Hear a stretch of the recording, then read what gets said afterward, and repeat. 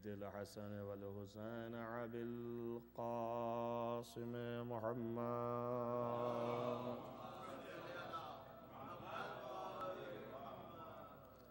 ولا سيما على ابن عمه ووزيره ووصيه وخليفته مطلوب كل طالب غالب كل غالب مولانا علي بن أبي طالب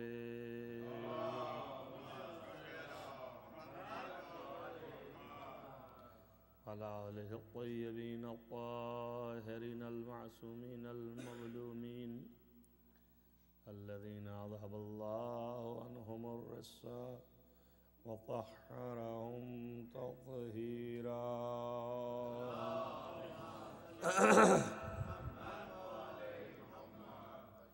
ولعنة الله على أعدائهم أجمعين من يومنا هذا إلى قيام يوم الدين. أما بعد فقد قال الله سبحانه وتعالى في كتابه الحكيم بسم الله الرحمن الرحيم قل إن كنتم تحبون الله فاتبعوني يحببكم الله ويغفر لكم ذنوبكم والله غفور رحيم. صلوات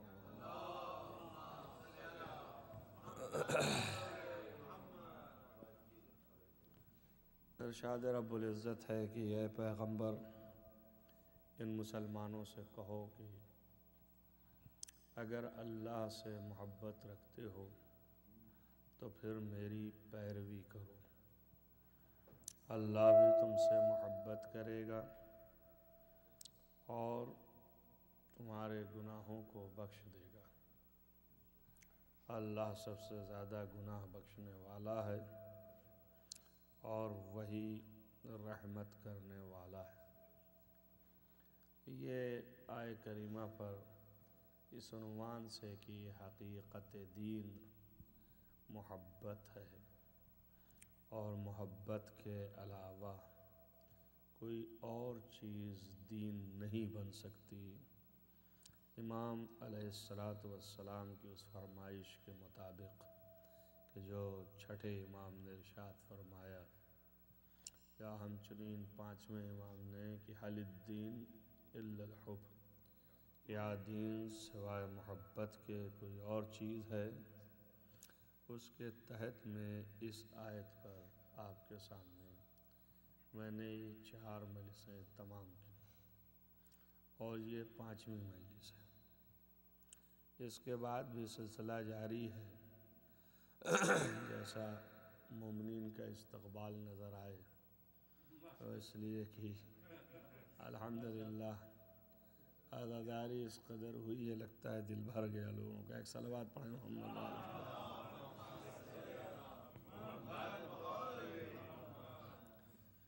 ارشاد کے مطابق یہ گفتگو چل رہی تھی کہ اللہ کی محبت اصل دین ہے. اگر اللہ کی محبت نہیں ہے تو پھر وہ اپنے مطلب کے لیے اگر اصولوں پر عمل پیرا ہے انسان تو اپنے مطلب کے لیے اپنے مقصد کے لیے ممکن ہے کہ کچھ دن تک رہے، کیونکہ یہ فطری تقاضا ہے. بغیر کسی لگاؤ کے کسی چیز پر عمل نہیں کر سکتا. یہ طے شدہ بات ہے، اس کو آپ آزما لیں. فطرتاً یہ جو ہے فطریات میں سے ہے.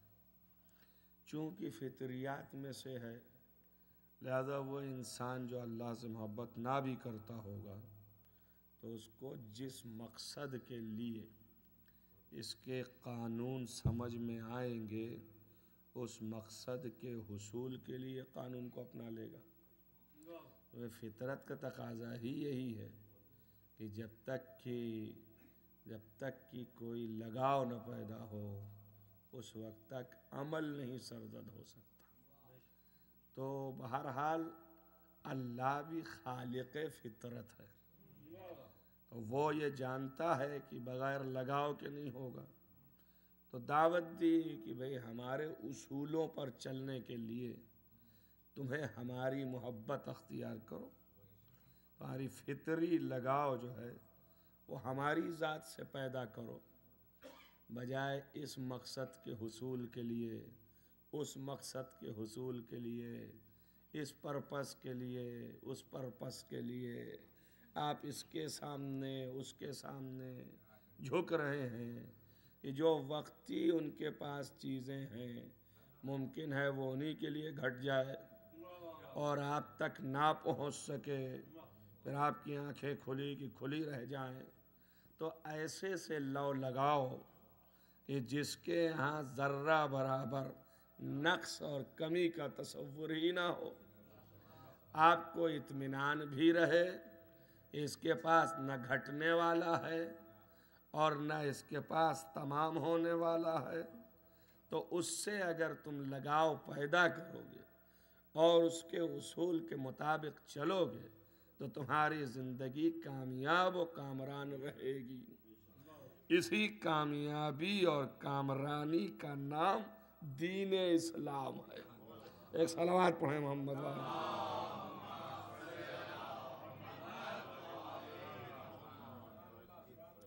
لہذا ہر انسان کو اس نے اپنی محبت کی دعوت دی، لہذا ہماری طرف اٹریک ہو، ہماری طرف جلب ہو، ہماری طرف متوجہ ہو، ہم سے الفت پیدا کرو، ہم سے تم لگاؤ پیدا کرو اور ہماری محبت اپنے دلوں میں بساؤ۔ اب جب محبت بسا لو تو پھر رسول کی پیروی کرو۔ رسول کی پیروی میری محبت کی وجہ سے کرو۔ اب قاعدہ فطرت جو ہے وہ یہی ہے کہ جس سے لگاؤ پیدا ہوتا ہے اسی سے پیروی کرنے کا بھی سوال ہے۔ بھئی ایسا تو نہیں ہوگا کہ محبت ہم آپ سے کریں اور ادا ان کی اپنائیں، کبھی ایسا ہو سکتا ہے؟ نہیں ہو سکتا۔ جس سے عشق کر رہے ہیں اس کی ادا بھاتی ہے، جب اس کی ادا بھاتی ہے تو اس کی ادا اپنانا ہے۔ خیر یہ اللہ کا میرے نہیں سمجھ میں آیا، قانون تو قانون، جب قانون فطرت یہ ہے کہ بغیر کسی لگاؤ کے، بغیر کسی الفت کے وہ ادا اپنائی نہیں جا سکتی ہے، تو جب الفت پیدا ہو گئی جس سے اسی کی ادا اپنائی جا سکتی ہے، تو محبت جب تجھ سے کر لیا تو تیری ادا اپنانا ہے، اب ان کی کیا سوال ہے؟ تو کہہ رہا ہے کہ نہیں، محبت ہم سے کرو اور ادا ان کی اپناؤ، اور یہ فطرت کے خلاف ہے۔ یا اللہ تو کہہ رہا ہے میرا دین ہی پورا فطرت ہے، جب فطرت ہے تو فطرت کے خلاف دعوت کیوں دے رہا ہے؟ ہاں بھائی یہی تو سمجھانا چاہتا ہوں کہ تم دو چیز سمجھ رہے ہو، یہ دو چیز نہیں ہے۔ یہ مانو کہ جس کی پیروی کروا رہا ہوں وہ بھی ہم ہی ہے، کوئی اور نہیں ہے۔ جو کیا آپ نے، یعنی بغیر الفت کے، محبت کے جب ادا اپنائی نہیں جا سکتی تو اللہ کی محبت اور پیروی ان کی دو جدا چیز ہو نہیں سکتی ہے۔ تو جس کی پیروی مانگ رہا ہے اور جس کی محبت مانگ رہا ہے اس میں جدائیگی کا تصور نہیں ہے۔ بتانا یہی چاہتا ہے کہ میری محبت کرو تو اس کی ہو جائے گی اور اس کی محبت کرو تو میری ہو جائے گی۔ اب آپ سوچئے کہ جب نبی کی محبت اللہ کی محبت بن گئی اور پھر پیروی آپ نے نبی کی تو اب نبی نے جس کے لیے کہا کہ اس سے محبت کیا تو مجھ سے محبت کیا، جس نے بھی من حب علیٰ فقد احبنی، جس نے علی سے محبت کیا اس نے مجھ سے محبت کیا، تو گویا محبت خدا بن گئی۔ علی کی محبت محبت خدا ہو گئی، حسن کی محبت محبت خدا ہو گئی، حسین کی محبت محبت خدا ہو گئی، اور جب محبت خدا ہو گئی تو جس سے محبت اسی کی ادا اپنانا ہے. تو جب ان کی محبت اللہ کی محبت ہو گئی تو ان کی پیروی بھی اللہ کی پیروی ہو گئی. صلوات پڑھیں محمد وآل محمد.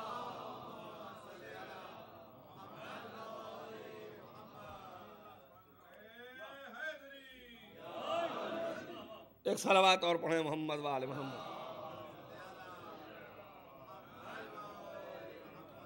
لہذا خالص محمد کی محبت نہیں ہے بلکہ اس کی پیروی بھی کرنا ہے آپ کو.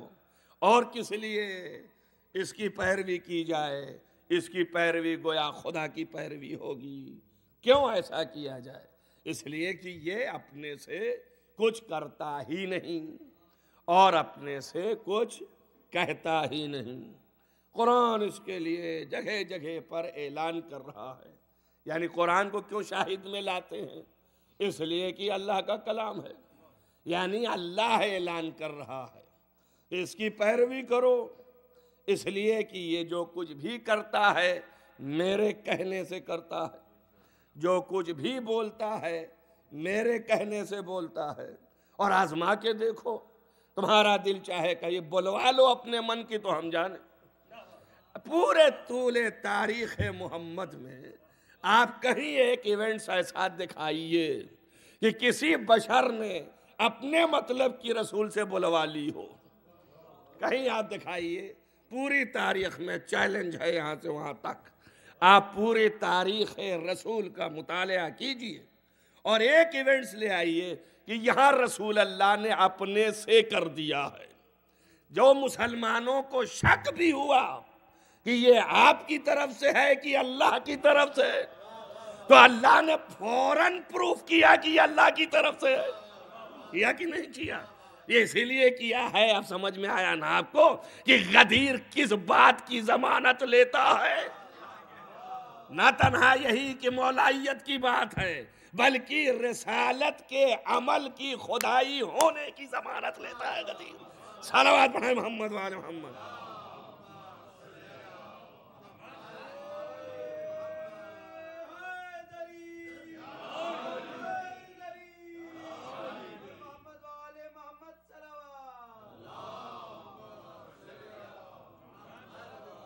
آپ پورے قرآن کا جائزہ لیجئے, بھرپور مطالعہ کیجئے. قرآن مجید جگہ جگہ پر نبی کہتا ہے میرے اوپر کچھ ہے ہی نہیں. ما علینا الا البلاغ. میں صرف پہنچاتا ہوں, میں پہنچانے والا ہوں. مجھے جو دیا جاتا ہے اسے میں پہنچا دیتا ہوں. اب یہ کہ اس طرح تو دیا نہیں جاتا کہ اوپر سے نازل کر دیے جائے, ہاتھ میں ہے کہ ڈاکیا کی طرح دکل بات کرو گھر میں پہنچا دے. بھئی پیغام ایسے تو نہیں ہے. پیغام یہی ہے کہ مجھے یہاں اتارا گیا, میں نے یہاں سے نکال دیا باہر. میں اپنے سے نہیں بولتا. چنانچہ مسلمان اس کو ہر طرح آزمائے. آپ نے ایک مثال تو یہ لی, جب رسول اکرم نے ایک ایک حکم بیان کرنا شروع کیا. ابھی نماز پڑھوائی تھی, لوگوں نے نماز پڑھی, پھر روزہ رکھوا دیا مہینے بھر کا, اور وہ بھی گرمیوں کے زمانے میں. اسی لیے رمضان کہتے ہیں اس کو, چونکہ رمضان کے معنی ہے شدت گرما. بہت زیادہ گرمی تھی اس زمانے میں. تو اس زمانے میں جب روزے واجب ہو گئے سیام, تو وہ رمضان کہلایا. لوگوں کے پسینے پسینے سر سے لے کے پیر تک, اور پانی کی کمی ایسے ہی, پینے کو بھی نصیب کم ہوتا تھا, نہانا تو درکنار. اس دور میں اس حالت میں روزہ رکھنا کتنی زحمت. 5 وقت نماز پڑھتے تھے غریب, تو وہ تو پھر بھی چل جاتا تھا, لیکن یہ دن بھر کا روزہ رکھنا بڑا مشکل تھا. جہاں پر جگہ جگہ جیسے یہاں پر بھی ہے ایسا اصول, جبکہ یہاں کوئی مشکل نہیں ہے, زمانہ کافی ڈیولپ ہو گیا. اور دوسری جگہوں پر بھی جہاں جن کے منہ دن بھر چلتے رہتے ہیں, برابر یا بولتے ہیں یا کھاتے ہیں, منہ بند نہیں رہتا. کیوں؟ اس لیے کہ جب تک ہے کچھ نہ کچھ تو وہ ایک مسئلہ ہے ہمارے یہاں. یہ ہر چیز کے لیے ڈھکن ہے, اس پر جو ہے رکھا جا سکتا ہے. دہن کے لیے کیا رکھیں؟ دہن میں کیا رکھ سکتے ہیں؟ کوئی چیز نہیں ہے. تو ہم لوگ یہی ہے کہ کچھ نہ کچھ رکھتے رہتے ہیں. یا پھر بولتے رہتے ہیں، بولنے سے رکے تو منہ میں رکھ لیا کھٹ سے۔ تو جہاں یہ مزاج رہا ہو وہاں پر منہ بند کرنے کی بات کی جائے کہ آپ مہینے بھر منہ کھلنے ہی نہ پائے دن میں، آپ کا دن بھر منہ بند رہے۔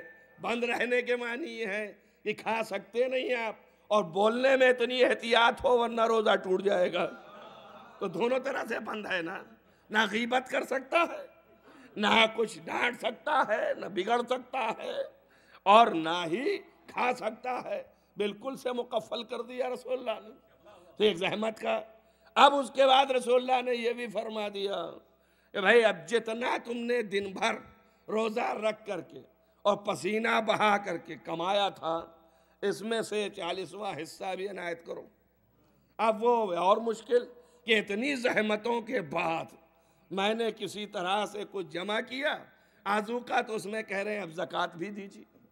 بھئی آپ نے نماز کہا ہم نے پڑھ لیا، روزہ اتنی مشکل کا کام تھا کہا میں نے کر لیا، اب یہ زکوٰۃ اوقات بس کی بات نہیں ہے، یہ پیسہ دینا، پیسہ تو کسی سے نہیں نکلتا ہے، اور پھر محنت کے بعد کہاں نکلتا ہے۔ پھوکٹ کے پیسے جب ملتے ہیں تو لوگوں کو بے دردی ہوتی ہے، وہ استعمال پھر جس طرح چاہتے ہیں الٹا سیدھا سب کرتے ہیں، اور اس کا مشاہدہ آپ دیکھ رہے ہیں رکوع میں شرعی جس کو مل جائے، دیکھیے آپ کتنی بے دردی سے خرچ کرتا ہے۔ کیوں؟ اس لیے کہ کوئی حساب ہے ہی نہیں، جس کا ہے مال وہ صاحب پردہ غیب میں ہے، اور یہ یقین اگر ہو گیا کہ آخرت ہے تو دیکھا جائے گا، اگر یقین نہیں تو اور بے دردی ہے۔ تو جو فوکٹ کی چیز ہوتی ہے وہ بے دردی سے استعمال کرتے ہیں، دینے والے بھی لینے والے بھی۔ یہ نہیں سمجھتے ہیں کہ میں کس کو دے رہا ہوں، کہاں بھیج رہا ہوں، کس کے پاس دے رہا ہوں، بھئی اس کا ذمہ دار ہونا چاہیے، اس تک پہنچائے گا کہ نہیں، اس کو دینے سے میں بری ذمہ ہوں کہ نہیں ہوں۔ خالص لینے والی کی رسپانسبلٹی نہیں ہے، دینے والے کی بھی ہے۔ یہ نہ سوچئے گا کہ دے کے ہاتھ جھاڑ کے کھڑا ہو گیا تو بس ختم ہو گیا، دھرا وہ بھی جائے گا کہ بھیا کیوں دیا تھا تو نے، تیرے عقل نہیں تھی، تیرے سمجھ نہیں تھی۔ یہ سارے شرائط ہیں احکام الہی میں، ایسے نہیں ہے بغیر شرط کے آپ کو ایسے ہی چھوڑ دیا گیا ہے، شرطیں لگائی گئی ہیں، بتائی گئی ہیں، اور ان شرائط کے ساتھ لینے والے کے لیے بھی دینے والے کے لیے بھی۔ خلاصہ یہ ہے کہ مال و دولت انسان کے دل سے جلدی سے نکلتا نہیں ہے، اور اللہ کے اس حکم کو فرض کرنے کا ایک فلسفہ تھا بھی یہی کہ اس قدر دنیاوی مال سے محبت پیدا نہ کرو کہ تمہارے نفس اس سے زیادہ رغبت پیدا کر جائیں اور تمہارے دل سے وہ نہ نکلے۔ یہ ایک قسم کا امتحان تھا کہ اب یہ دیکھیں کہ یہ دنیا کے مال سے تمہاری محبت زیادہ ہے یا میری ذات سے تمہاری محبت زیادہ ہے۔ یہ امتحان ہے یہ خمس و زکوٰۃ میں، ورنہ کچھ رکھا نہیں ہے، نہ اللہ محتاج ہے اور نہ جن کے لیے کہا ہے دینے کو وہ محتاج ہیں، وہ خالق کائنات ہے اور یہ مالک کائنات ہے، دونوں کو کچھ نہیں چاہیے، فقط امتحان محبت ہے کہ تم نے کتنا محبت ہم سے کیا ہوا ہے اور کتنا اس دنیا سے محبت کیا ہوا ہے۔ ایک صلوات پڑھیں محمد وآل محمد۔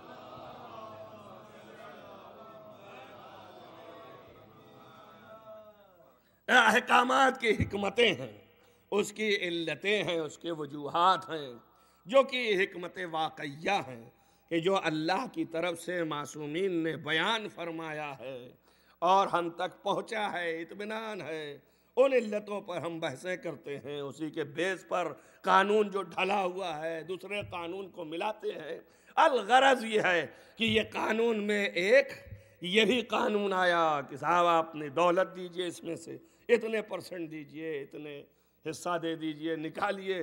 یہ تو بڑا سنگین ہے، دن بھر محنت کیا، روزہ رکھا، اور اس کے بعد کمانے کے بعد مجھ سے کہہ رہے نہیں ہو سکتا، تھوڑا ڈھیلا کیجئے آپ مسئلے کو، یہ بڑا سنگین ہے۔ واللہ میں نے جو لفظیں استعمال کی ہیں اردو میں یہی ہو ہی سکتا ہے ترجمہ، قرآن میں یہی ہے، اے پیغمبر ایتے تھوڑا سا بغیر حاضل قرآن، اس قرآن کے علاوہ کچھ تھوڑا اور لے آؤ، او بدل ہو یا تھوڑا بدل دو اس کو۔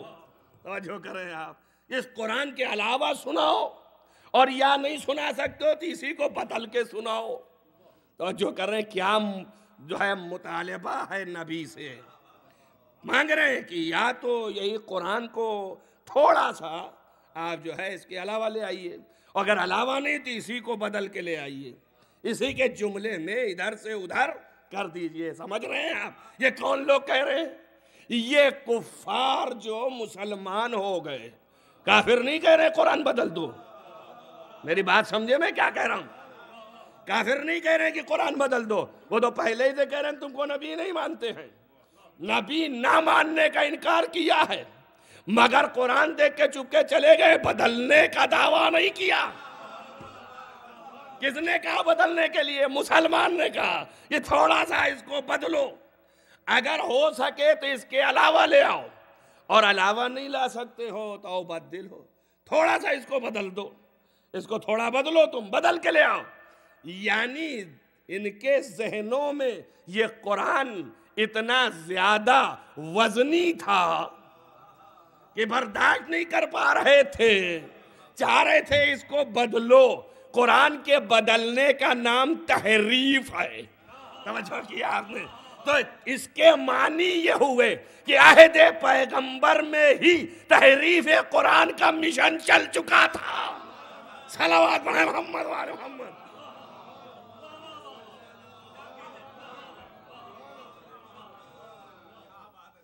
یعنی لوگوں کے ذہنوں میں یہ تھا کہ یہ قرآن جو ہے بدلا جانا چاہیے، اس میں کچھ تبدیلی ہو۔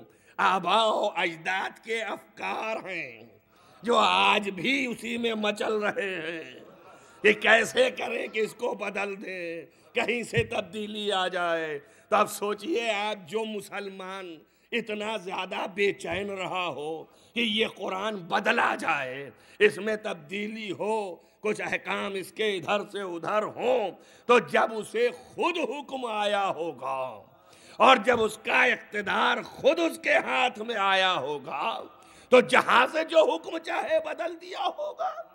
بھائی جب خود ہی پہلے پیش کرتا رہا، نبی نے نہیں بدلا، تو جب خود اس کو موقع ملا تو بدل دے گا نا۔ اسی لیے تو لکھا کہ عہد نبی میں ہوتا رہا، اب میں اسے یوں بدلتا ہوں۔ یہ دونوں نبی کے زمانے میں جائز تھا، متاعت النساء اور طواف النساء، لیکن حرمہما، اس کو میں اپنے عہد میں حرام کرتا ہوں۔ آپ دیکھیے حرام بھی کرنے چلے تو کہاں، توجہ کریں آپ، اللہ اکبر۔ اما دیکھیے بڑی گہری ہے یہ آسان نہیں ہے۔ مال پر نہیں پہنچے کسی، مال وال کے اثرات میں پھر بھی ممکن ہے تربیت کرا کے ادھر سے ادھر کر دے، ان کا اصل ہی کو چوپٹ کرو، نسب ہی خراب ہو جائے۔ کیوں؟ توجہ کریں آپ، اصل کیوں چوپٹ کرو؟ کہا اس لیے یہ نبی کہہ کے گئے ہیں یا علی لا یحبک الا، توجہ کریں آپ، لا یحبک الا طاہر الولادہ ولا یبغضک الا خبیث الولادہ۔ تو پہلے ہی سے خراب کر دو تاکہ محبت ہی نہ آنے پائے۔ صلوات پڑھیں محمد وآل محمد۔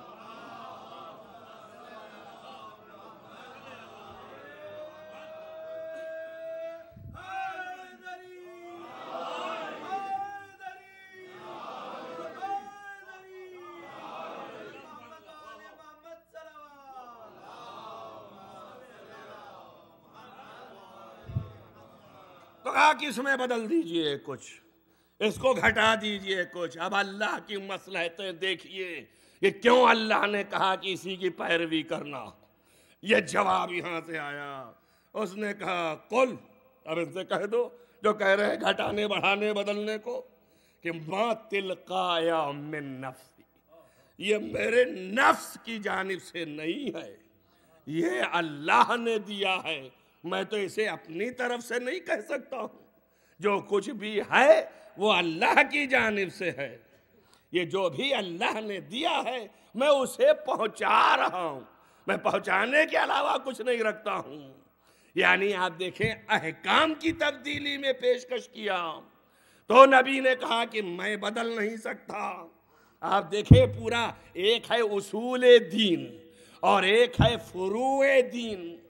فروع دین میں پہلے چاہا تبدیلی ہو، وہاں جو ہے ہمارے منشا کے مطابق ہو۔ بھائی دین اللہ کے منشا کے مطابق ہے، نہ بشر کے منشا کے مطابق۔ وہاں پر چاہا ہماری مشیت چلے، اللہ نے کہا ہماری مشیت چلے۔ تو ایک بات معلوم ہو گئی کہ یہ عجیب مسلمان ہے، کلمہ پڑھنے کے بعد بھی مشیت الہی کے خلاف اپنی مشیت چلانا چاہ رہے ہیں۔ آپ سوچئے مسلمان کس کو کہتے ہیں؟ مسلمان اسے کہتے ہیں جو اللہ کی مشیت کے خلاف قدم نہ اٹھائے۔ اب یہ تو کہہ رہا ہے نہیں بدلو اس کو، اور بار بار کہہ رہا ہے بدلو۔ اللہ کہہ رہا ہے نہیں میری مشیت یہ ہے کہ ایسے ہی چلو، یہ کہہ رہے ہیں میری مشیت یہ ہے کہ ایسے چلو، اور اس کے بعد جب موقع پایا تو بدل بھی دیا، عمل کر کے بھی بتا دیا کہ ہم مشیت کے پابند نہیں ہیں۔ توجہ کریں آپ، اب جب آپ نے عمل کر کے بتا دیا کہ آپ مشیت کے پابند نہیں ہیں تو ما تشاؤون کی آیت میں آپ خود بخود نکل گئے کہ نہیں نکل گئے؟ صلوات پڑھیں محمد وآل محمد۔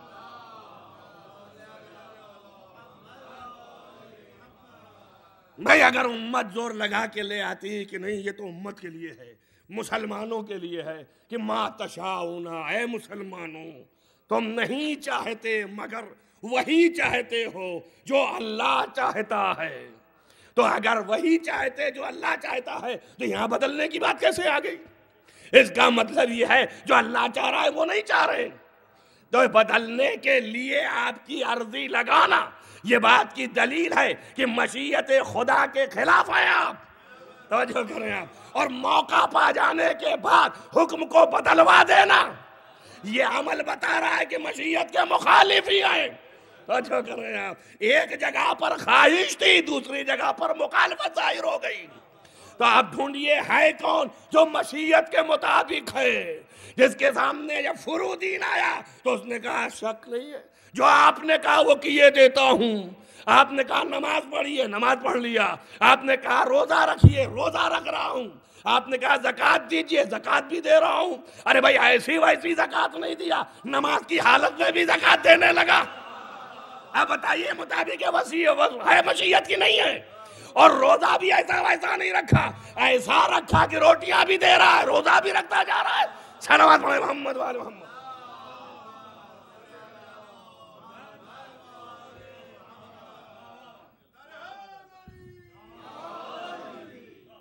ایک صلوات اور پڑھیں۔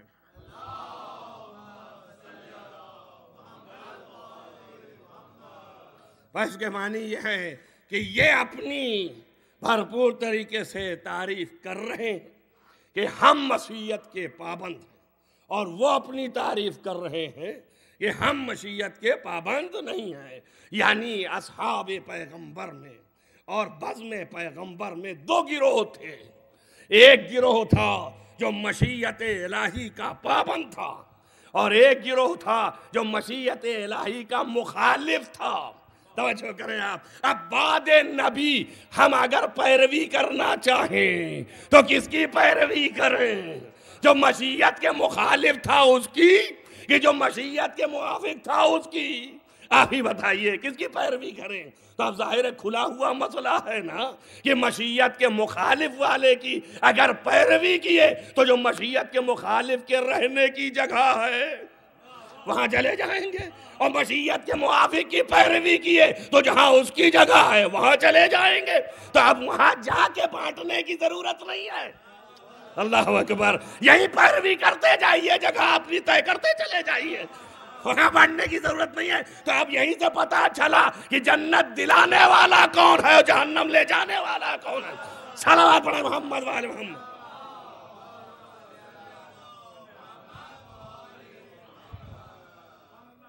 ایک صلوات اور پڑھیں محمد وآل محمد۔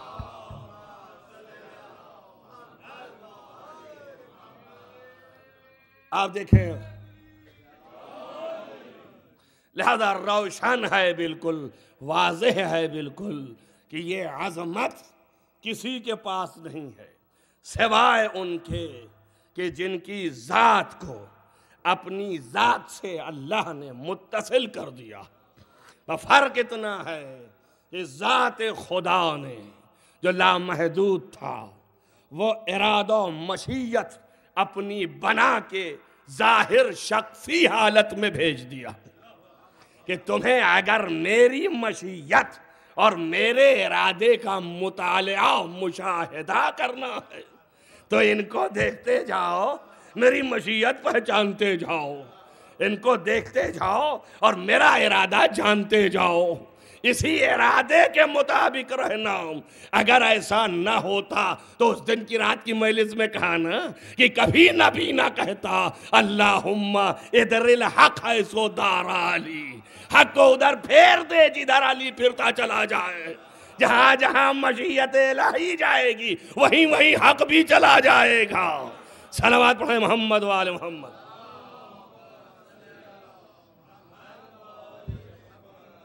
لہذا یہیں سے انسان کے ذہنوں کو اللہ نے بھرپور طریقے سے دعوت دی کہ اس کی پیروی کرو۔ اور یہ پیروکار کیوں اس کی پیروی کرو؟ اس لیے کہ اس کی محبت ہماری محبت ہے۔ کیوں اس کی محبت ہماری محبت ہے؟ اس لیے ہے کہ یہ اول ہم سے محبت کرنے والا ہے۔ خود ہی کہہ رہا ہے کہ قل ان صلاتی و نسکی و محیای و مماتی للہ رب العالمین۔ اے پیغمبر ان سے کہو ہماری نماز، ہماری عبادتیں، ہماری حیات، ہماری موت سب اللہ کے لیے ہے، اور یہ اللہ لا شریک لہ، جس کا کوئی شریک نہیں۔ وَبِذَالِكَ أُمِرْتُ، اور اس بات کے لیے ہمیں حکم دیا گیا ہے کہ ہم آپ کو بتائیں کہ ہماری عبادت، ہماری نماز، ہماری زندگی، ہماری موت صرف اللہ کے لیے ہے۔ اس کا ہمیں حکم دیا گیا ہے۔ وَأَنَا أَوَّلُ الْمُسْلِمِينَ، اور میں سب سے پہلا مسلمان ہوں۔ آپ دیکھیں نا، رسول اللہ نے کہا نا انا اول المسلمین، تمام مسلمانوں میں میں پہلا مسلمان ہوں۔ سارا جو زور ہے وہ اس پر ہے۔ اور اسلام دیکھ لیا آپ نے کیسا تھا، اسلام کا معنی بھی سمجھ لیا، مسلمانوں کی حالت بھی دیکھ رہے ہیں آپ۔ قرآن ہے یہ، جب قرآن پڑھتے ہیں تو مسلمان بہت خوش ہوتے ہیں کہ جگہ جگہ پر اللہ نے تعریف کی ہے مسلمانوں کی، ارے مسلمان یہ، مسلمان وہ، یہاں تک کہ انبیاء بھی کہہ رہے ہیں، انبیاء بھی کہہ رہے ہیں۔ حضرت ابراہیم کہتے نظر آ رہے، حضرت نوح کہتے نظر آ رہے کہ وار الہ ربنا بار الہ وجعلنا، ہمیں قرار دے مسلمتان لک، اپنے مسلمین میں سے مجھے بنا دے، اپنے مسلمانوں میں سے مجھے قرار دے۔ یعنی کچھ مسلمان ہیں، ان مسلمانوں سے ایک مجھے بھی قرار دے، ان میں سے مجھے قرار دے۔ کہیں خالص کہا مجھے مسلمان بنا۔ بھائی مسلمان کے معنی کیا ہے؟ انہوں نے کہا سر جھکانا۔ سر تو ایسے نہیں جھکتا ہے جب تک کہ کسی کی محبت اتنی زیادہ راسخ نہ ہو جائے کہ اس کے سامنے سر اٹھانا اب بد تہذیبی سمجھ رہا ہو۔ بس صرف یہی ہے کہ یہ شخص محبت کی روح سے، خوف سے نہیں، ڈرتے نہیں۔ اسلام دین محبت کا ہے، خوف اور ڈر کا نہیں ہے۔ ڈرنا تو ہے ہی نہیں اس میں، نہ ڈرنا نہ ڈرانا، دونوں نہیں ہے۔ ڈرنا ڈرانا نہیں ہے، یہ سب نہیں ہے۔ آپ دیکھیے، ایک صلوات پڑھیں محمد وآل محمد۔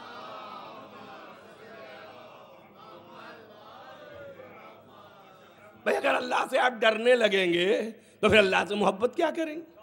ایک حیولہ آ جائے ہاں، ڈر کے بھاگیں گے آپ؟ ٹھہریں گے؟ کوئی ٹھہرے گا نہیں، ایک بھی نہیں، سارا مجمع صاف ہو جائے گا۔ ایک حیولہ دیکھا اگر آپ نے کوئی اس طرح کا، ایک بار کی دم نکلنے لگا، رہے کیا ہوا؟ بھاگ سکے تو بھاگ جائیں گے، اور اگر وہیں گر پڑے تو خدا نہ خواستہ روانہ بھی نہ ہو جائے۔ کیوں؟ اس لیے کہ خوف اتنا طاری ہوتا ہے، تو خوف محبت نہیں دلاتا، خوف جو ہے فرار دلاتا ہے، لیکن محبت نہیں دلاتا۔ محبت جو چیز دلاتی ہے وہ صرف اس سے نزدیک ہونا، الفت پانا، وہ کمال کی طرف رغبت ہے۔ اگر کمال کوئی سامنے ہو، منظرہ اچھا ہو، آپ فوراً دیکھنے لگیں گے بڑھ بڑھ کر کے، ایسا بھی کریں گے آپ کہ ان کو دھکا دے کے آگے بڑھنا چاہیں گے۔ صلوات پڑھیں محمد وآل محمد۔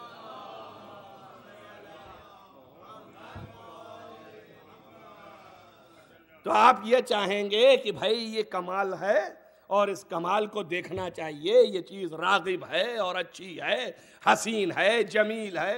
ایک کے اوپر ایک چڑھے جا رہے ہیں، گرے جا رہے ہیں، کوئی بھاگتا ہوا نظر نہیں آئے گا، سب اس کی طرف جائیں گے۔ کیوں؟ اس لیے کہ کمال ہے، اٹریکشن ہے، لوگ جائیں گے اور محبوب ہو کے جاتے ہیں۔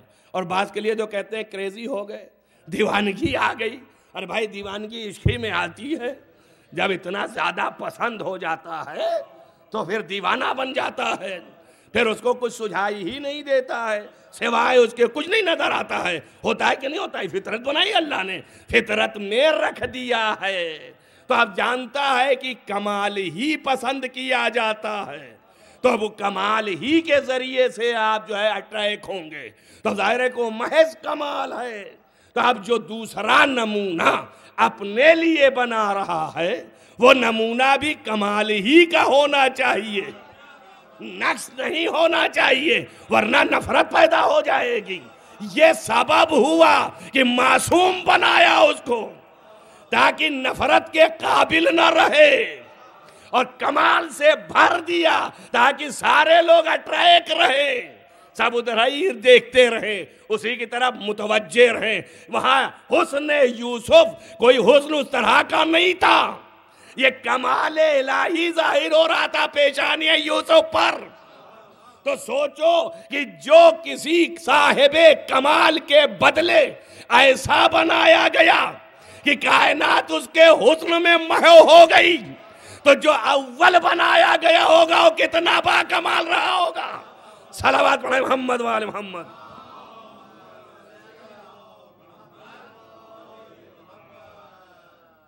لہذا اس کو صاحب کمال بنایا کہ اس کی طرف لوگ جو ہیں وہ متوجہ رہیں۔ لہذا وہ صاحب کمال جب آیا، خود کا کمال، انسان کو جب خود کا کمال ہوتا ہے تو پھر وہ اپنے کمال میں ایسا مبہوت ہو جاتا ہے کہ دوسرے کی خبر ہی نہیں رہتی۔ اسے کہتے ہیں خود پسندی، یعنی خود ہی کو اپنے پسند کر رہے ہیں۔ اسی لیے کہتے ہیں جہاں انسان اپنی خودی میں گم ہوا، کبر، نخوت، تکبر پیدا ہونے لگا، اب تو وہ نیچے دیکھ ہی نہیں رہے، نہ ادھر دیکھ رہے ہیں نہ ادھر دیکھ رہے ہیں، صرف اپنی ذات کو ملاحظہ کیے ہوئے۔ آپ دیکھیے لوگوں کو ایسا ملتے ہیں پیر جھٹکتے ہوئے، بدن جھٹکتے ہوئے، لگتا ہے کہ بہت بڑی شخصیت ہیں۔ اور کتنے ایسے مسلمان تھے اللہ نے ڈٹوایا نبی سے، کیا ان بیوقوفوں سے کہو ان کی حیثیتیں کیا ہے، یہاں بیٹھ گئے اپنے ویسے دیکھ رہے ہیں ویسے دیکھ رہے ہیں، ٹھیک سے بیٹھے، بدتمیزی سے نہیں بیٹھے، راہ دیں لوگوں کو، تمیز سیکھیں، ادب سیکھیں۔ کون سی چیز ہے یہ؟ ارے بھائی اگر اپنے پر غور کرتا، مولا نے فرمایا تھوڑا سوچتا کہ میں کتنے رقیق نطفے سے پیدا ہوا ہوں، تو سارا تکبر اس کا ڈھل جاتا یہیں پر سوچ کر کے کہ جس گندگی کے لیے ہمیں خود طہارت کرنی پڑے اس سے ہماری خلقت ہے، لہذا خود ہی تکبر ختم ہو جائے۔ لیکن نہیں ساتھ تھوڑا سا آتا ہے، مسئلہ صرف اتنا ہے، یہ تھوڑا سا کمال کہیں حاصل ہو گیا کسی طریقے کا، علم کا کمال آیا تو تکبر، دولت کا کمال آیا تو تکبر، معلوم ہوا انسان خودی میں آنے کے بعد بے خود ہو جاتا ہے۔ تو اب لازم کیا ہے؟ لازم یہ ہے کہ ان صاحب کے اس نخوت و تکبر کو نیچے کرنے کے لیے ایک بڑا لے آئیے۔ جب وہ بڑا متکبر ان کے سامنے آئے گا، اس کا کمال اعلیٰ ہوگا، تو اب یہ ایسے ایسے دیکھیں گے، ابھی تک ایسے ایسے تھے، اب جب بڑا آیا تو ایسے ایسے دیکھنے لگے، ارے یہ ہے، اب آنکھیں پھٹنے لگیں۔ اس کے معنی یہ ہے کہ بڑا آئے تو یہ چھوٹا والا خود بخود احساس برتری سے کمتری کی طرف آنے لگتا ہے۔ اب سمجھ میں آیا نا آپ کے کیا مصلحت تھی اللہ کی کہ اس نے کہا قرآن میں کہ ہم ہر ذی علم کے اوپر ایک صاحب علم رکھتے ہیں، ہر جگہ ہے۔ کیوں؟ اس لیے کہ تھوڑے علم میں دماغ خراب ہوگا، جب دماغ خراب ہوگا تو اونچے کو دیکھے گا، روشن ہو جائے گا فوراً، صحیح ہو جائے گا فوراً۔ تو اب چونکہ با کمال بنایا، آل محمد کو، توجہ کیجئے گا، اور اسی طریقے سے باکمال بنایا انبیاء کو۔ میں سوچتا رہا کہ آدم کو بنانے کے بعد ساق عرش کا پردہ ہٹا کے دکھانے کی ضرورت کیا تھی؟ توجہ کریں آپ، کیا ضرورت تھی دکھانے کی؟ جب آدم کے سامنے سب کا سجدہ کروا دیا، جیسے ہی سجدہ ہو گیا نخوت آ گئی، جیسے ہی تکبر آیا پردہ ہٹایا، اب جو دیکھا تو آنکھ کھلی کی کھلی رہ گئی۔ کہا یہاں کا مقام نہ سوچنا، اور جیسے ہی سوچا کہ اب یہاں سے باہر ہو جاؤ، صلوات پڑھیں محمد وآل محمد۔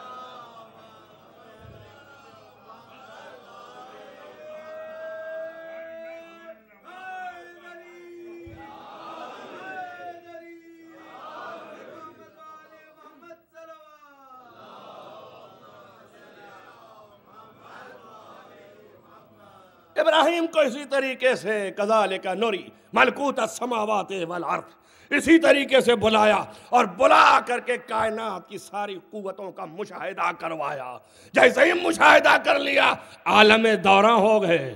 اب انہوں نے سوچا میرے برابر کوئی نہیں، لہذا اللہ نے حجاب کو کشف کیا اور دکھایا۔ اب جب دیکھا تو آنکھ کھلی رہ گئی، یہ کون، یہ کون، یہ کون، یہ کون، ہر ایک کا نام اور تذکرہ اور تعریف۔ میں نے دوپہر کے مجلس میں کہا تھا نا کہ اللہ تذکرہ کرے گا ان کا، تو بڑی لوگوں کو بڑی پریشانی ہو گئی کہ یہ کیا کر رہے ہیں، اللہ کا تذکرہ یہ کریں گے، ذکر یہ کریں گے، اللہ ان کا ذکر کیسے کرے گا؟ بابا میں نے یہ تھوڑی کہا تھا کہ اللہ ان کی تسبیح پڑھنے لگے گا۔ بھائی تسبیح پڑھنے تھوڑی میں نے کہا، اور آپ کو وہ حلق سے نہیں اتر رہا، جبکہ اللہ نے یہیں پر کتنے تذکرے کر ڈالے۔ اللہ ہی تو کہہ رہا ہے رفعنا لک ذکرک، میں تیرے ذکر کو رفعت دینے والا ہوں۔ تو اب رفعت کے کیا معنی ہے؟ رفعت سب سے زیادہ خدا کے پاس ہے۔ ابھی تک تو میں نے بلندی نہیں دیکھی جب تک خدا وہاں سے نہ بولنے لگے۔ اللہ اکبر، یہاں کی بات اچھا چلے وہی صحیح لے لے، دوپہر کی چھٹی بات کو تھوڑا پورا کر دوں، وہ یہ ہے کہ میں نے کہا کہ بعد از اس کے کہ عالم ختم ہو جائے گا ہر شے، مگر باقی رہیں گے یہ، تو یہ اس کا ذکر کریں گے اور وہ ان کا ذکر کرے گا۔ تو آپ کے حلق سے نہیں گیا، ہمارا جب پہلے ہوا تھا تو کیوں نہیں حلق سے آپ کے چلا گیا؟ جب اللہ نے خلق کیا اور انہوں نے دیکھا کمال سے بھر دیا، تو کمال کا پتلا سوچا اب مجھ سے بڑا کون؟ تو اللہ نے کشف حجاب کیا، تو اللہ کے تمام انوار کا مشاہدہ جب ہوا تو سر سجدے میں چلا گیا اور ذکر الہی ہونے لگا۔ جب ذکر الہی ہوا تو وہ ہو گیا محمود، اور یہ کرتے رہے حمد۔ جب کثرت سے حمد کیا تو اللہ بھی جھوما، اس نے بھی ان کی تعریف کی۔ کہہ رہے بھائی میں نے کیسا بنایا، توجہ کیا آپ نے؟ اب جب ان کی حمد کیا تو یہ ہو گیا احمد۔ توجہ کریں آپ، احمد کا نام زمین میں آنے سے پہلے کا ہے۔ اگر خدا نے ذکر نہیں کیا تو احمد پڑھا کیسے؟ صلوات پڑھیں محمد وآل محمد۔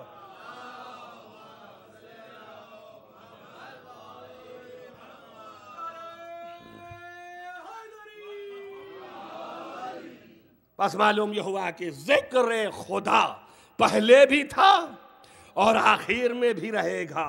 یہ مدح کرتے تھے خدا کو اس کے کمال کو دیکھ کر کے، اور وہ ذکر ان کا کر رہا اور حمد و مدح کر رہا ہے یہ دیکھ کر کے کہ کیسا میں نے بنایا ہے۔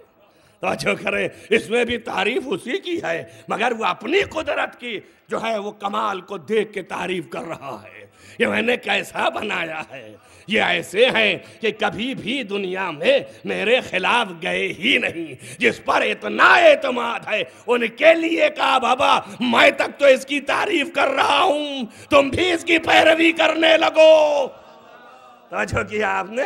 اس لیے ہمیں پیدا کر دیا کہ بس جس طرح یہ کرے ویسے ہی تم بھی کرنے لگو۔ ایک صلوات پڑھیں محمد وآل محمد۔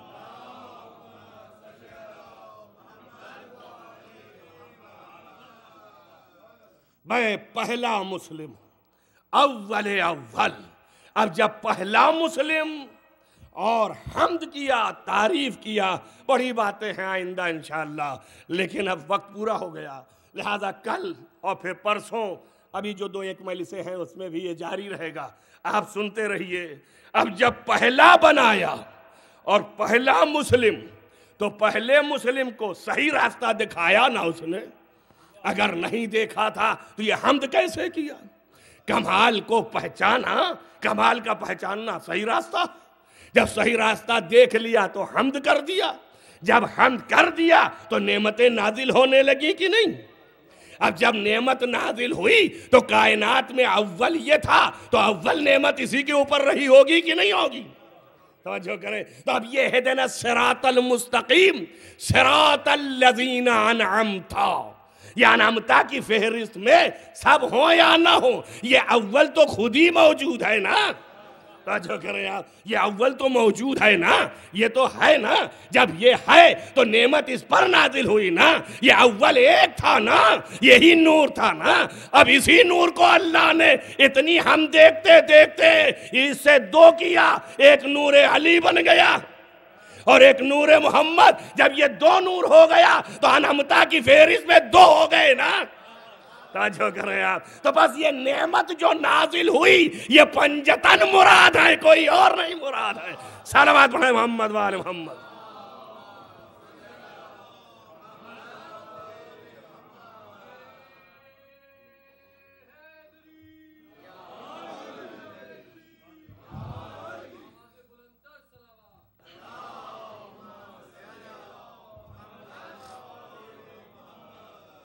بس یا اللہ اہدنا الصراط المستقیم صراط الذین انعمت علیہم، جن پر تو نے نعمتیں نازل کیں.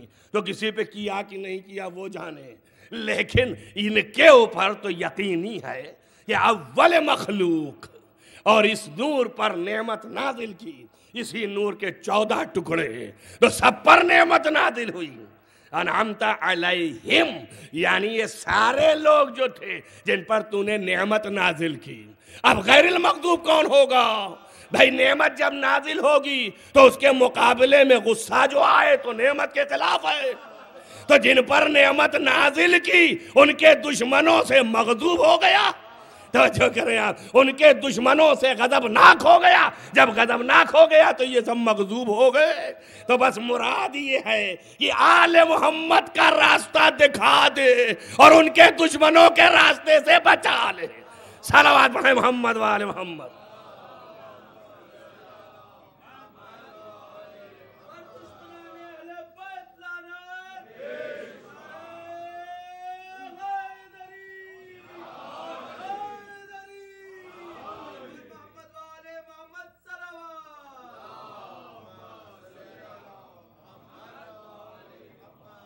اس وجہ سے اللہ نے کہا اس کی پیروی کرو. یہ ایسا ہے کہ جس کے اوپر نعمتوں کے نزول کا سلسلہ ہے. انشاءاللہ آئندہ باقی باتیں آپ دیکھیں. مغضوب وہی ہے جو اس کا دشمن ہے. ایک نماز کے اندر بھی اللہ نے نہیں چھوڑا، ایک نماز کے اندر بھی نہیں چھوڑا. ادھر کہہ دیا جن کے اوپر نعمت اور ان سے جو ان نعمت والوں کے دشمن ہیں. بابا اسی کا نام ایک حصے کا تولا ہے اور دوسرے حصے کا نام تبرہ ہے. کہاں تک بھاگتے جاؤ گے؟ نماز کے اندر بھی تولا اور تبرہ لا کے رکھ دیے. آپ ایک نماز میں بھی تولا اور تبرہ، اور پورا اسلام کا نظام اور قرآن کا نظام تولا اور تبرہ ہے. یعنی خدا سے محبت اور دشمنان خدا سے بیزاری. اب دشمنان خدا چاہے جس اینگل سے دشمن بن رہے ہوں تو بیزاری اسی کا اعلان ہے کہ تم اپنے کو بچاتے جاؤ، دوستداران خدا کے ساتھ ہو جاؤ تاکہ دشمنوں میں نہ آنے پاؤ. دوستداروں میں کیسے ہوں گے؟ یا وفاداری کا سلیقہ سیکھ لو. جو کہ آپ نے یہ وفاداری کا سلیقہ تھا جسے ہر امام نے سکھایا اور میدان کربلا میں اصحاب نے کر کے دکھایا. یہ ہے وفاداری. ایسے ہی تم بھی کرنے لگو اور اسی طرح تم بھی آ جاؤ. اتنوں کے درمیان صرف 72 وفادار نکلے جو حسین کی مدد کے لیے آئے تاکہ سلیقہ وفاداری ظاہر ہو جائے کائنات پر کہ کیسے وفادار ہیں. انعمت علیہم کہنے سے نہیں ہوتا بلکہ اس کی طرف رغبت پیدا کرنے سے ہوتا. لہذا وہ بھی جو دشمن تھا وہ بھی حسین کی طرف اس نقطے سے آگاہی جب پیدا کیا تو تڑپ کر کے آ گیا. جو دوست تھا وہ جو کہ آگاہی نہیں پیدا کر سکا وہ حسین سے بچھڑ گیا. دو طریقے کے ہو گئے. ساتھ چلے تھے کتنے لیکن میدان کربلا سے ہٹ گئے کتنے, اور کتنے ایسے تھے دور تھے مگر میدان کربلا میں آ کے سمٹ گئے. آپ دیکھیں وہ شخص کہ جس کی ابھی نئی شادی ہوئی اور ابھی زیادہ دن نہیں گزرے ہیں, وہ بھی جمال و کمال حسین کا جیسے ہی مشاہدہ کیا گروید و عاشق حسین ہو گیا. اب اس کو کچھ نہیں چاہیے, ماں بھی پیچھے پیچھے چلی آ رہی ہے, زوجہ بھی پیچھے پیچھے چلی آ رہی ہے. قیامت تک کے لیے وہب قلبی نے ایک نمونہ بنا دیا. اور حسین عالی مقام نے اسے اس وقت بھی کہا کہ تم کہاں آ گئے, اپنی دنیا دیکھو, اپنے دنیا کے چکر میں پڑو. اس نے کہا یا حسین ہم نے دل بستگی آپ سے کی ہے, ہم آپ کو تنہا چھوڑ کے نہیں جا سکتے ہیں, ہم اپنی جان آپ پر نثار کریں گے, ہم ہٹ نہیں سکتے ہیں, ہمیں کچھ نہیں چاہیے, ہمیں صرف ایک اجازت چاہیے کہ آپ کی جانب سے ہم دشمنوں پر حملہ کر سکیں. اللہ اکبر, یہ کتنا بڑا کمال ایمان ہے. یہ ایک شب دو شب کی بات نہیں ہوتی. دل میں جمال و کمال امامت اگر بس جائے تو ایک دن کا ایمان بھی انسان کو صحیح راستے پہ لا کے آخرت تک پہنچاتا. آپ دیکھیں کوئی تاریخ ایسی آئے کہ جھٹلائے اور کہے یہ وہب قلبی وہ ہے کہ جس کے عزم کو دیکھنے کے بعد اس کی زوجہ بھی ویسے ہی فریفتہ ہو گئی. عزیزو لکھا یہ ہے کہ وہب کچھ دور گیا تھا اور ایک مرتبہ پلٹ کے زوجہ کی طرف دیکھا, اس نے چیخ کے کہا دنیا کی محبت تجھ پر سوار نہ ہو, جا فرزند رسول پر قربان ہو جا, اور چل تیرے پیچھے پیچھے میں بھی آتی ہوں. تاریخیں لکھتی ہیں کہ جب وہب شہید ہو گیا تو ایک مرتبہ عمود خیمہ کو لیا اور آگے بڑھی حملے کے لیے. حسین نے کہا اے زن مومنہ لوٹا, تجھ پر جہاد ساقط ہے. اللہ اکبر, وہ بھی حملہ آور ہوئی تھی صرف اس لیے کہ بتائے کہ ہم میں عورت ہیں مگر جذبہ وہی ہے جو مرد میں ہے. ہم بھی وہی ایمان رکھتے ہیں, وہی قلب رکھتے ہیں. ہاں مبارک ہو, لکھا یہ جاتا ہے کہ اس جذبے کو خدا دیکھ رہا تھا. عزیزو یہ جذبہ ایسا تھا, لکھتے یہی ہیں کہ جب لوٹی تو ایک ظالم نے دور سے ایسا نیزہ مارا اور سر پر ایک گرج مارا کہ عورت بھی جھوڑا کے گر گئی, اور جیسے ہی زمین پر گری غش کھا کر کے امام جب تک وہاں تک پہنچے عورتیں قریب آئیں دنیا سے روانہ ہو گئی. اللہ اکبر, یہ قدرت کی نگاہ دیکھ رہی تھی کہ شوق جہاد راہ حسین میں اس قدر ہے تو اس نعمت سے بری نہیں کیا اللہ نے. جزاکم ربکم خیر الجزا. یہ ایک روایت ایسی لکھی جاتی ہے کہ جس کے اندر یہ بہت کمال کا ایمان ہے کہ جہاں پر سب سے اول یہ عورت ہے کہ جس نے قربانی راہ کربلا میں دیا ہے. عزیزو سوچیں جب اس کا یہ عالم ہے کہ ایک صحابی ایسا کہ ایک دن 2 دن کا اور 3 دن کا مومن, اس کی زوجہ اپنی جان قربان کر رہی ہو حسین کے عشق میں, تو جو حسین کی آغوش میں پلے ہوں گے کیا وہ حسین پر جان قربان نہ کریں گے؟ عزیزان گرامی, کوئی روایت ایسی نہیں ملتی یہ دریک کیا ہو اہل حرم نے. سب ساتھ رہے, یہاں سے کوفہ بھی گئے, شام بھی گئے, یہاں تک کہ ملتا ہے کہ زینب نے بعض اوقات بیویوں سے کہا ہے کہ ارے تم پر بڑا ظلم ہو رہا ہے, میں شرمندہ ہوں, یہ ہماری وجہ سے ہے. بیویوں نے کہا شہزادی اب یہ جملہ استعمال نہ کیجئے گا, یہ آپ کی وجہ سے نہیں ہے, یہ ہماری سعادت ہے کہ ہم آپ کے ساتھ ہیں اور اس مقام امتحان میں آپ کے ساتھ راہ چل رہے ہیں. عزیزو 1-2 نہیں کئی بیویاں ایسی تھیں کہ جو اپنے وارثوں کو جب روتی تھیں تو بی بی زینب پرسے کے لیے ان کے قریب ہوتی تھیں۔ قید خانے میں ایک دو بیویاں آپس میں جب یاد کریں روتی تھیں تو بی بی زینب ان کے ساتھ بیٹھ کے ان کے وارثوں کو یاد کر کے پرسے کے طور پر روتی تھیں، اور جب بی بی زینب روئے تو ساری بیویاں رونے لگتی تھیں، اور بیوی فرماتی تھی کہ ہاں معظمہ تیرے شہید کو خدا درجہ بلند عطا کرے، اس کا مقام یقیناً بلند ہے، ہم شرمندہ ہیں آپ سے۔ تو کہا بیوی یہ نہ کہیے، ہماری سعادت ہے کہ ہم آپ کے ساتھ ہیں۔ عزیز و قید خانہ بھی ایسے ہی گزر گیا، اور پھر کربلا کی واپسی، اور پھر مدینہ، کیا کیا مظالم گزر گئے۔ آپ سوچیں کہ جو جہاں کے تھے مرنے والے مر گئے، شہید ہونے والے شہید ہو گئے، لیکن جو بچے وہ آخری دم تک مظالم برداشت کرتے رہے۔ عزیز ایک روایت میں ملا کہ جب امام زین العابدین علیہ السلام مدینے واپس ہوئے تو مدینے میں بڑے سکون سے نہیں، بڑے ایسے اضطرابی حالت میں ہوتے تھے کہ اپنے اہل خاندان کو یاد کر کے روتے تھے، گھر سے باہر بہت کم نکلتے تھے، بس جب لوگ در پر آتے تھے پرسے کے لیے تو ان کے پاس جاتے تھے۔ اور عزیزو یہ سوچو کہ جوان جو آتے تھے وہ جوان اس لیے آتے تھے کہ کوئی علی اکبر کا دوست ہوتا تھا، کوئی قاسم کا دوست ہوتا تھا، کوئی مسلم کے فرزندوں کا دوست ہوتا تھا، سب اپنے دوستوں کو پوچھنے آتے تھے سید الساجدین کس طرح جواب دیتے رہے ہوں گے۔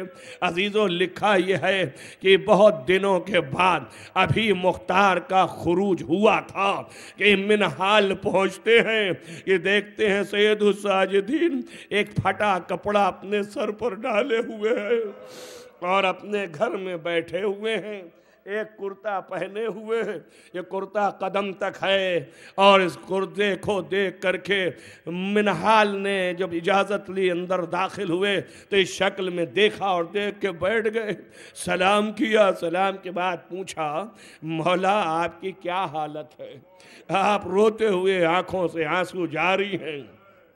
فرمایا منہال کیا پوچھتے ہو، یہ حالتیں ایسے ہی ہیں، مدینے ضرور آ گئے ہیں۔ تب تک کی روایتیں کہتی ہیں اہل حرم کے ہاں چولہے نہیں جلے تھے، بس بھنے دانوں پر اکتفا ہوتا تھا۔ امام زین العابدین مصروف گفتگو تھے۔ منہال کہتا ہے میں نے دیکھا کہ آپ کے پیر سے جو کرتا ہٹا تو ایک نشان اتنا گہرا تھا جو ہڈیوں میں در آیا تھا، میں بڑی دیر تک اسے دیکھتا رہا۔ امام جب متوجہ ہوئے تو پوچھا منہال کیا دیکھ رہے ہو؟ کہا مولا یہ کیا چیز ہے؟ مولا نے اور اٹھایا، دوسرے بھی زخم دکھائی دیے، کہے منہال یہ زنجیروں کے نشان ہے۔ عزیزو دیکھنا تھا، منہال نے کہا مجھ سے دیکھا نہیں گیا، بس جیسے ہی میں نے کہا مولا یہ زنجیروں کے اتنے نشان ہیں تو آپ نے اپنا گلوے مبارک کھولا اور سینے کو جو دکھایا، سوراخ دیکھ کے منہال کو غش آ گیا۔ کہا مولا یہ کیسے آپ نے برداشت کیا؟ جزاکم ربکم خیر الجزا، اس لیے کہتے ہیں اصبر الصابرین تھے سید الساجدین، اتنا صابر کوئی نہیں گزرا۔ اصبر الصابرین، انبیاء بھی انگوش بدندہ ہیں، حیران ہیں۔ عزیزو گفتگو ہو رہی تھی، پوچھا مولا یہ زنجیر اتنی تیز آپ کو باندھی گئی؟ اس طرح سے حضورو آپ یاد رکھیں گوشت ختم ہو چکے تھے بدن کے، ہڈی ہی ہڈی رہ گئی تھی، اس لیے اس میں در آئی ہے۔ یہ عظیم مصیبت ہے، یہ گوشت کیوں ختم ہوئے؟ ایک تو مصیبتیں، دوسری دانہ اور پانی کا نہ ملنا، کس طریقے سے برداشت کیا، پھر اپنے مسائب بیان کرنا شروع کیا۔ فرمایا منہال، ابھی مرضیہ ہو رہا تھا، مرضیے میں یہ الفاظ آ رہے تھے، ایک ایک مصیبت کو بیان کرنا شروع کیا، جن میں ایک مصیبت ہے میں ختم کر رہا ہوں، انشاءاللہ کچھ کل مصیبتیں بیان کروں گا۔ منہال کو بیان کرتے کرتے جب اس منزل پر پہنچے تو کہا منہال میرا بابا پیاسا اور بھوکا قتل کر دیا گیا، مختصر یہ ہے کہ میرا بابا پیاسا اور بھوکا قتل کر دیا گیا، بہت پیاسا تھا۔ بھائی جیسے ہی یہ کہہ کے چپ ہو گئے۔ تھوڑی دیر کے بعد فرمایا منہال جب میں بازار کی طرف نکلتا ہوں اور قصاب کو دیکھتا ہوں کہ جانور ذبح کرتا ہے تو مجھے میرا بابا یاد آتا۔ عزیزو یہ بات کہا اور پھر چپ ہو گئے۔ جیسے ہی چپ ہوئے منہال نے کہا مولا بڑی مصیبتیں آپ پر پڑی ہیں۔ کہا ہاں، اور اس کے بعد رونے لگے، بہت دیر تک روتے رہے۔ کہا مولا خاموش ہو جائیں۔ کہا کیسے خاموش ہو جائیں منہال، کیسے خاموش ہو جائیں؟ ایک یوسف گم ہوا تو یعقوب کی آنکھیں سفید ہو گئیں، ہمارے سامنے 18 بنی ہاشم، ایسے چاند گم ہو گئے، ہم کیسے خاموش ہو جائیں؟ اور یہ کہہ کے ٹھہرے۔ کہا منہال سنا ہے کہ مختار خروج کیا ہے؟ کہا ہاں مولا۔ کہا مجھے یہ دل کی تڑپ ہے کہ مختار اگر میرے بھیا علی اصغر کے قاتل کو پکڑ کے ویسے ہی جرم کی خطا کی اس کو سزا دے دے تو شاید میرے دل میں تھوڑا چین آئے۔ عزیزو آپ دیکھیں کہ کس طرح مظلوم نے، اس کے بعد منہال نے پوچھا مولا کس طرح کی حالت تھی؟ آپ نے فرمایا بس مختصر یہ سمجھو کہ میرا بابا پانی کے لیے گیا۔ کہا اے ظالمو اگر میں تمہارے لیے خطا کار ہوں تو یہ بچہ پیاسا ہے، یہ خطا کار نہیں، پانی دے دو۔ عزیزو لکھا یہ کہ امام نے جب پانی مانگا تو حرملہ کو حکم ہوا، شمر نے کہا اقضا کلام الحسین، بس شمر نے جیسے ہی کہا حرملہ نے تیر چھوڑا تو بچہ امام کے ہاتھوں پر فنقلب الصبی علی ید الامام، بچہ پلٹ گیا۔ عزیزو تیر وزنی تھا اور بچہ وزنی نہیں تھا، ہاتھ پر امام کے پلٹا۔ بھائی ایک ہی فقرہ ملا کہ جب ماں کے پاس لے گئے تو ماں نے دیکھا تو ہاتھ میں لیا، گلے کی طرف دیکھا، کہا یا بنیا امی سلو کئیو نہار، اے میرے بیٹے کیا تیرے جیسے بھی قتل کیے جاتے؟ سیعلم الذین ظلموا أَيَّ نَفَرٍ اللہم انی اسألک بحق فاطمة وعبیها وبالها وبنیها وسر المستودع فیہ ان تصلی علی محمد وآل محمد۔ بہرحال تجھے واسطہ ہے محمد وآل محمد کا معبود، گناہان کبیرہ و صغیرہ عفو فرما، نیک اعمال کی توفیق عنایت فرما۔ بہرحال جہاں جہاں بھی محبان آل محمد ان کو حفظ و امان میں رکھ، روضہ مقدس کی حفاظت فرما۔ بہرحال تمام شیعان محمد و آل محمد ان سب کی حفاظت فرما، خصوصاً شیعان پاکستان، شیعان بحرین اور بھی جہاں جہاں محبان آل محمد ان سب کو محفوظ کر۔ بہرحال تمام مریضوں کو شفا عنایت فرما، خصوصاً محبان آل محمد میں جو مریض ہیں ان کو شفا عاجل و کامل عنایت فرما۔ بہرحال تمام مرنے والے مرحومین کو جوار معصوم عنایت فرما، خصوصاً اس بزم کے مرحومین کو جوار معصوم عنایت فرما۔ وار الہ امام کا ظہور جلد از جلد فرما، ان کے اصحاب و انصار میں شمار فرما۔ اللہم تقبل من الدعا ماتم حسین یا